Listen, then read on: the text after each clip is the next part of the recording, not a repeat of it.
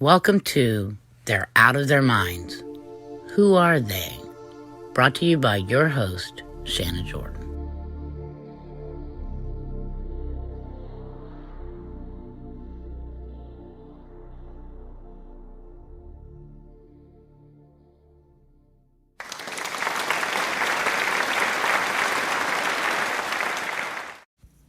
This is a story of how I met the most evil family on the planet. How do you kidnap somebody without knowing that they're kidnapped? This is about illegal experimentation and betrayal of the worst kind. In 2003, I met a man at where I was working, the Court of Two Sisters. I was a bartender, and he was a cook. We started dating, and we were dating about a month, and we decided to move in together. Yeah, I know, it was kind of quick, but I'm kind of spontaneous like that. Anyway, I met his family. They seemed to be a normal family. His dad was a police captain, and his stepmother was a doctor. I thought everything was fine the first time I met him, but as I heard from a paramedic that knew him, an ambulance driver, that his stepmother immediately started bad-mouthing me. I don't know why, because I was always dressed appropriately. I was proper, smart girl. Did everything from wash the dishes that their own children wouldn't do. Just was a good guest. Brought presents. First thing she said, I gave her a silk robe, beautiful embroidered dragon silk robe. I've got a real one upstairs. And believe me, this woman's no fucking spoon in her mouth type woman. She was a ghetto girl who became a doctor. Anyway, this family always had a really, really bad reputation around town, being pariahs in their own community for lying, cheating, and stealing, being a part of organized crime. That's what I heard, the rumor anyway. Anyway, I met them, thought everything was fine until the storm hit, Katrina. And we evacuated to Panama City, where they told me to get the hell out of their house. I thought that we were getting along. I was his girlfriend and never done anything or say anything wrong whatsoever.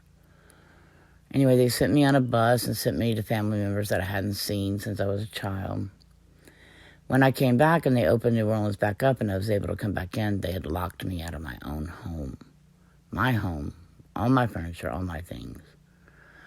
Just because they wanted to save some gas so they could gut their home that was in New Orleans East. When they definitely had other homes to go to that were just a little farther away because they had money. And she got on the phone and says, "We just want you out of our lives." Like this voice came out of her, and like, who am I speaking to? Almost sounded like a man. Anyway, that was the start of our downfall of the tension and the dislike between me and the Parkers. After that, I decided I wasn't going to speak to the Parkers. I wouldn't go over there. I wouldn't have anything to do with them. Took me a little while to try and forget about what they did to me, but I did decide to do it for Scott's sake, and I didn't speak to them until 2006. And I went to their new house on the North Shore because their homes were destroyed and everybody was recovering from Hurricane Katrina. Anyway, this is 2006 by now, and we were at a dinner. They had a dinner party there. It was around Christmas time, and I heard Janine and her youngest daughter talk about a razor laser. And I wondered, what the hell is a razor laser? And I always wondered, I don't know what they were talking about. Okay, time went on, and then Scott and I had moved into a new apartment. This was 2007 by then. I'd had a massively bad toothache, and I asked Scott. I'd just come off a broken leg, so I wasn't working. It was a really, really bad break. Almost severed my leg. But I had a infected and impacted wisdom tooth, so I asked Scott to get me some antibiotics from if Miss Janine would, prescribe me some. Well, she did. She gave me 100 antibiotics. I had never, ever been sick before in my life. And so I didn't really know about taking antibiotics, and there were no instructions on them. And normally you're supposed to take antibiotics 3 a day for 10 days and no more. But there were no instructions on them, and she told me personally, take them all. So there was one prescription, was for 50, and then a refill. So I did. Then I started to feel really, really sick. Tired all the time. I started having these stings and sores start getting on from my back and stuff. And so we had an argument, and I was saying, I think these antibiotics made me sick. In the meantime, we were over at their house one time, and I remember Mike Parker, Scott's father, asking me, hey, what's your email? What's your phone number? I want to email you some recipes because I like to cook. That's one of my hobbies. Well, he never called me, never emailed me. I'd wondered why he'd even asked me that in the first place if he was never going to email me the recipes, because he's also a foodie and likes to cook himself, but he never called, never emailed. Anyway, Scott called me one day at home, and I said, I just got my cast off, and I said, I think I'm going to lay out and get some sun. And he said, where are you going to lay out? There's nowhere to lay out, because we had such a small yard. I said, there's a little patch of grass right there by the water fountain outside. And he said, oh, okay. So I did. The next day, I got my bathing suit on and my towel, and I went outside and looked in the yard, and I thought, wow, the gardener cut the grass way low, because it looked like a bunch of clay mud everywhere, like red clay mud. So anyway, I laid down on my towel, and my arms and my legs had touched what looked like clay mud. And then I started to smell something. I'm like, I thought a dog had pooed near me, but I didn't see any poo. Then I realized, oh my God, this is sewage. So I immediately went inside and got into the bathtub. And then the next day, I went outside, and there was sewage coming from the bottom underneath the house, just pouring out. And called the sewage and water board, and they came and just vacuumed around the house. They said either it's a break or someone opened the valve. And so they never actually fixed it. They just vacuumed up the sewage. Well, the manager of the place she's another condo resident, her name was Birchie Butler, was not home. And we had moved out before she had gotten home. So I never alerted her to the problem because it didn't overflow anymore. I don't know why that happened and why it didn't overflow anymore. But like I said, we moved out shortly after that. We needed to downsize from our expensive apartment that we had, so I got a 1-bedroom because Scott was going off voluntarily to the Iraqi War. This was in 2009. So then we moved to Coliseum. I moved to Coliseum Place, where I met 3 men. I could say that they were in disguise. I didn't know that at first, but one of them said that they were Turkish. They had really funky, weird accents, but they sounded fake. And they had self-tanner on. You could tell they weren't real tans. Said he was raised in Turkey, and he was a citizen of London, And, and within 30 minutes, he asked me to marry him because he said he needed a green card. Within 30 minutes of being in my apartment. So I was like, no, I'm not going to, no. But then I realized that there was another man who looked just like him, wearing the same haircut, same self-tanner, dressed exactly alike, but a little taller. They were all wearing the same disguise and the same clothes. And then I realized there was actually another one. He had worked at the Greek restaurant down the street and was a pizza cooker. He would come up and he'd say, I brought you a pizza, and I'd just take a slice. Well, anyway, one night I wanted to go play some pool and go get a drink. It was at Mike's Avenue Pub on right off St. Charles. Well, I asked one of them for a ride, and he said, yeah, just call me when you're ready. So I called him 3 hours later after getting ready, got into his off-white Toyota 4Runner. And he took me, dropped me off, asked him if he wanted to come in and have a drink. He said no. So I went inside, sat at the bar, had my drink, and I noticed a man, when I walked in, sitting in the corner. I'd kind of describe him like he looked a lot like Stephen King, the author. But it definitely wasn't him. His eyes were a little wider and set than Stephen King's. But he was sitting facing the bar, and I did notice that he was alone. So then I'm sipping my drink, and then in comes through the side door a man. A man with hair about to his shoulders, kind of wavy, light complected, really dark as coal, black eyes. Looked straight at me, got a chair, didn't even look around, didn't get a drink, got a chair, pulled it, turned it around towards me, and just started talking to me. So I'm like, oh, okay. I continued to sip my drink while he talked and said, yeah, he brought up his wife, saying him and his wife were at another club and got into a fight. Then they went to Houston's, which was right across the street, had dinner, said they got in another fight, and said, so he walked over to Mike's Avenue Pub, where we were, to blow off some steam. And so then he asked me, hey, you want another drink? I said, yeah, sure. And instead of going straight to the bar, he walked over to the man who was sitting alone. And I watched him, and the man sitting alone handed him something. Well, evidently it was something small because I couldn't see it in his hand.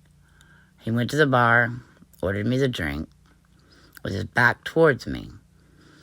Then he brought me my drink, and we started talking some more about that he had a couple children and that he was a doctor in Metairie, and that he lived by the park, which was actually only a couple of blocks from where my apartment was, which I never told him where I lived.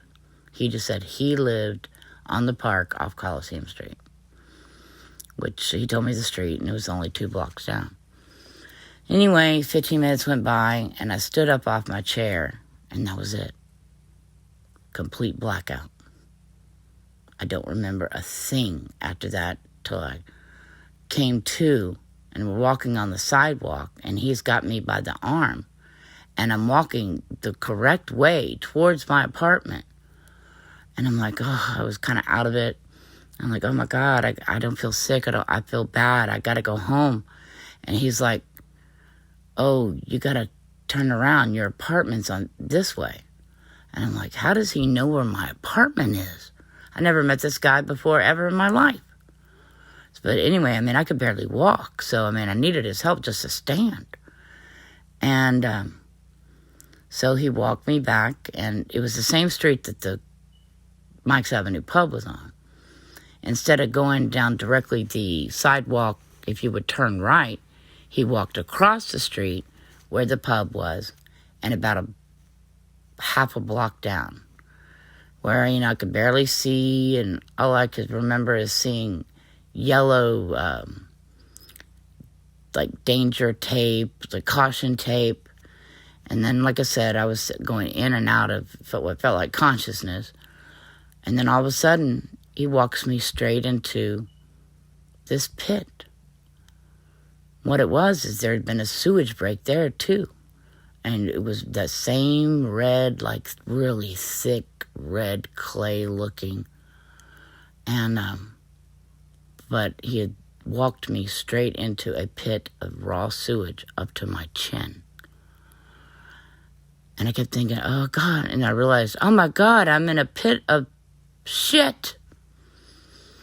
And then I'm like, oh, he's a doctor. He'll help me get out of this. And then I look around and turned around and he was running off. Well, I don't know how I had the strength, but I guess in a time of panic, when you think you're going to die, I managed to pull myself out of this pit of sewage, covered from head to toe. And in the state that I was in, it's a miracle that I did not drown in raw sewage. My apartment was three blocks away, and I definitely couldn't call a cab covered in sewage, so I had to walk the whole entire time covered in sewage. I got into my elevator to go up to my apartment, and I kind of just exploded. I just freaked out. I bounced off the walls, and I just kind of went crazy screaming because I cannot believe what just happened to me. I knew that he had drugged me because I'd only had a drink and a half. And, and the sewage was everywhere, 6 feet tall. I had my hands above my head. I rolled on, it was awful. I managed to get inside my apartment, and I immediately just got in the shower and then plopped on the bed.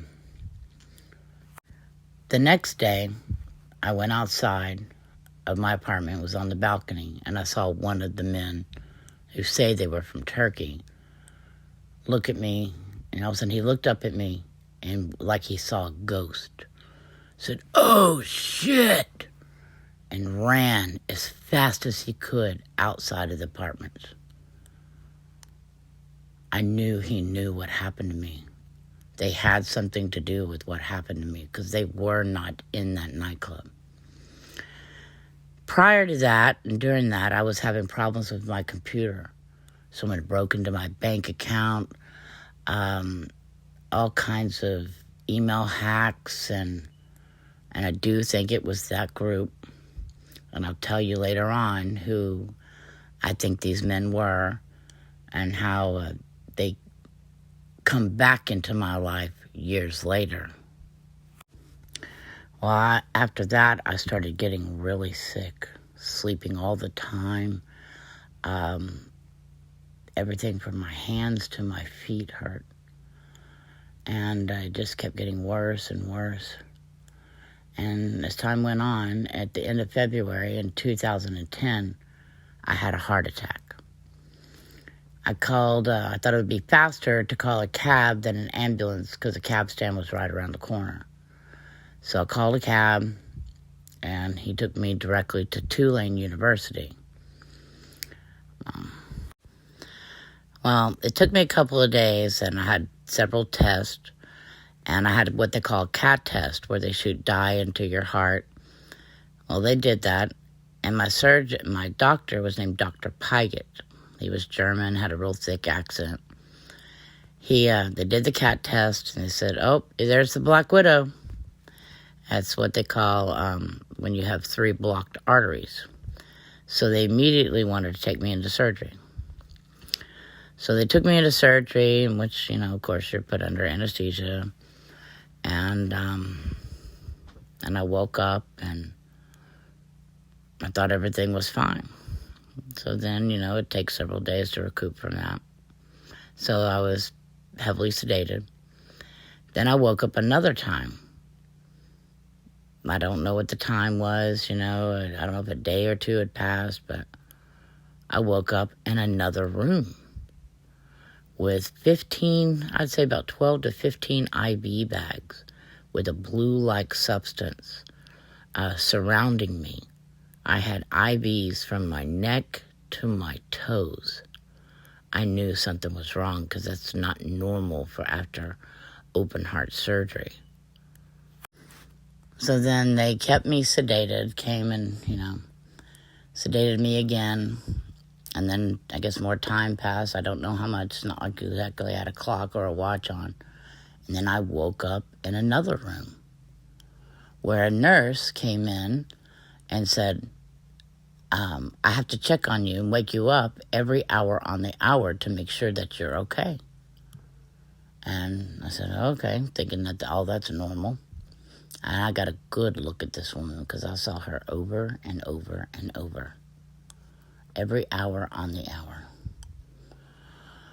So then I was in the final, when I woke up again, I was in ICU. And my father and my brother had actually made it there by that time. And that was, the recovery room. And so then they'd moved me back to a regular room. And on the last day, they took x-rays, to make sure everything was fine, the heart was fine. And so then I'm sitting here waiting. It was my release date. And a nurse came in, started undoing the sheets while I'm on the bed, pulling them out from underneath me. Like, oh, you got to get out of here. We need this bed. Hurry up, you got to get out of here. So anyway, she put me in a wheelchair, practically ran with me in the wheelchair, opened the doors, and rolled me out the door.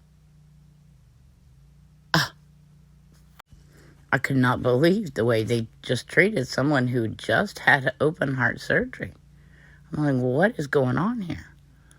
So anyway, my father stayed with me for a couple of weeks while I was recouping, helping me out. And I wondered, I raised up my shirt, and I had bruising from my breast all the way down to my hips, from side to side. It wasn't my chest that was bruised and my ribs were split open. It was my belly. Just one solid black bruise. And I showed him, and he's like, I guess he didn't know what it was. So anyway, as time went on, and I went to my follow-up appointment about 2 weeks later. I spoke with Dr. Pygott, and after the visit, he said, don't ever come back here again. I could not believe the way this hospital was treating me. I mean, it was horrific. It's like, why are they talking to me this way? And soon you'll find out what really, really happened. And I also had two, like a double scar. In open heart surgery, you would have one long scar. Well, from the point I had right in the middle to the top of my abdomen, I had a much larger scar, like as if they had cut me open again. And that's exactly what they did without my consent. Stay tuned for my next episode, a continuation of how I met the most evil family on the planet.